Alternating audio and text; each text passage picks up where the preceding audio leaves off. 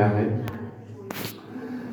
और इस क्रम में सबसे पहले मैं धन्यवाद ज्ञापित करता हूँ हमारे महाविद्यालय और हमारे बिहार विद्यापीठ के चेयरमैन जो भारतीय प्रशासनिक सेवा से सेवानिवृत्त हैं, फिलहाल अभी मौजूद नहीं हैं, किसी जरूरी काम से वे अभी यहाँ मौजूद नहीं हैं, वे गए हैं। मैं उन्हें धन्यवाद ज्ञापित करता हूँ क्योंकि उन्होंने एक ऐसा प्लेटफॉर्म यहाँ दिया, एक महाविद्यालय का निर्माण किया जिसकी वजह से शिक्षा का प्रचार प्रसार जो है वो हो पा रहा है। हम सभी यहाँ मौजूद हैं, हम सभी एक दूसरे से बात कर पा रहे हैं, हम सभी शिक्षा से संबंधित कुछ बातें कर पाते हैं। ये काफ़ी अच्छी बात है, काफ़ी बहुत बड़ी बात है। तो मैं सर को धन्यवाद ज्ञापित करता हूँ। साथ ही यहाँ पर मौजूद हैं हमारे महाविद्यालय की प्राचार्य डॉक्टर पूनम वर्मा मैम, जो समय समय पर हम सभी को प्रेरित भी करती हैं और उनकी बातें भी काफ़ी लाभदायक होती हैं। हम सभी उनकी बातों से काफ़ी अधिक लाभान्वित भी होते हैं। मैं प्राचार्य मैम को, डॉक्टर पूनम वर्मा मैम को धन्यवाद ज्ञापित करता हूँ। साथ ही यहाँ पर मौजूद हैं हमारे सभी शिक्षक साथियों को जो क्लास में जा कर के समय पर बच्चों को, आप प्रशिक्षुओं को ज्ञान की बातें करते हैं, ज्ञान से संबंधित बातों को साझा करते हैं, आपके कोर्स को पूरा करने का वो बीड़ा उठाते हैं। मैं सभी शिक्षक साथियों को बहुत बहुत धन्यवाद ज्ञापित करता हूँ। साथ ही नॉन टीचिंग स्टाफ अर्थात शिक्षकेतर कर्मचारी जिनके बिना किसी भी कार्यक्रम को करना मुश्किल है, अर्थात हम ये कहें कि नामुमकिन है।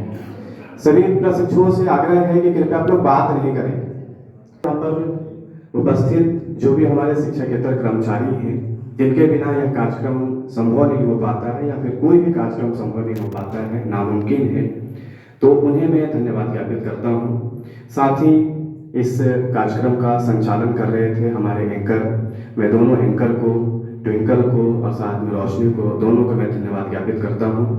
साथ ही हमारे जो भी प्रशिक्षु हैं, 9 नामांकित प्रशिक्षु और जो बीएड में जो पहले से पढ़ रहे हैं, उन सभी प्रशिक्षुओं को मैं धन्यवाद ज्ञापित करता हूँ।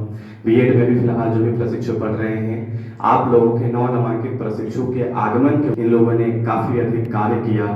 बहुत सारे इन्होंने जो स्टैंडी को सजाने का काम किया, सिटिंग अरेंजमेंट कैसे होगा इसके बारे में इन्होंने देखा, कार्यक्रम कैसे पूरा हो पाएगा, कैसे सही हो पाएगा, इन लोगों ने इस काम को पूरा किया।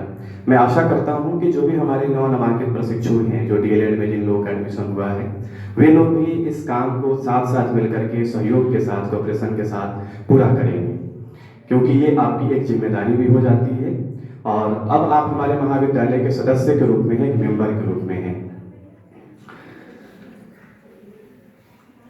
अभी काफ़ी पहले जब एडमिशन चल रहा था, जब नामांकन चल रहा था, तो बहुत सारे ऐसे प्रशिक्षु थे जिन लोगों ने क्लासेज नहीं करने की बात कही थी कि मैं क्लासेज नहीं करूंगा, करके कोई डॉक्टर नहीं बन सकता है। एक डॉक्टर के लिए मरीज को जानने की क्षमता होनी चाहिए, कैपेसिटी होनी चाहिए। वैसे ही एक शिक्षक को भी अपने बच्चों को पहचानने की क्षमता होनी चाहिए। कैसे हमारे बच्चे पढ़ रहे हैं, उनका लर्निंग स्टाइल क्या है, कैसे हमें उन्हें पढ़ाना है, कौन से बच्चे किस तरीके से पढ़ रहे हैं, उनका मोटिवेशन का लेवल क्या है, उनके अंदर किस प्रकार की क्रिएटिविटी है, कैसा इंटेलिजेंस उनके अंदर है, किस प्रकार की प्रतिभा है। इन सभी चीज़ों को हमें ध्यान में रखते हुए एजुकेशन देना होता है और शिक्षा हमें देनी होती है और इससे हमें सीखना पड़ता है और ये पूरे 2 साल में आप इन सब चीज़ों को सीखेंगे। दूसरी बात मैं ये करना चाहूँगा कि बहुत सारे ऐसे प्रशिक्षु हैं जो नामांकन तो ले लिए हैं, लेकिन चाहे वो बीएड के हों या फिर डीएलएड के हों, नामांकन तो आपने लिया हुआ है, लेकिन हो सकता है ऐसे बहुत सारे प्रशिक्षु हैं जो ज़बरदस्ती कर रहे हैं डीएलएड, या फिर ये सोच करके कर रहे हैं चलो कोई ऑप्शन नहीं है तो एक सेकेंडरी ऑप्शन हमारे पास डीएलएड का है या फिर बीएड का है, कहीं टीचर में वैकेंसी आए, हो सकता है टीचर बन जाए, या फिर ये भी है कि चलो परिवार का एक मतलब उनका दबाव है, उस दबाव की वजह से कर रहे हैं। चाहे जो भी कारण हो, अगर आपने यहाँ पर नामांकन अपना ले लिया है, चाहे बीएड में हो या फिर डीएलएड में हो, तो इसे अच्छे तरीके से पूरा करना है। अगर हम अपने लक्ष्य से भटक जाते हैं और दूसरे लक्ष्य की ओर या फिर दूसरे रास्ते में चले जाते हैं, तो इससे हमें घबराना नहीं है, बल्कि जो रास्ता हमने बदला है उस रास्ते में हमें अपने लक्ष्य को ढूंढना है और उस लक्ष्य तक हमें पहुंचना है। और इस बात का हमें अफसोस ना हो कि जो हमने लक्ष्य को छोड़ा, जो हमने रास्ते को छोड़ा, वो रास्ता जो था वो सही था या फिर गलत था। इस तरीके से हमें वो सोच को नहीं रखना है।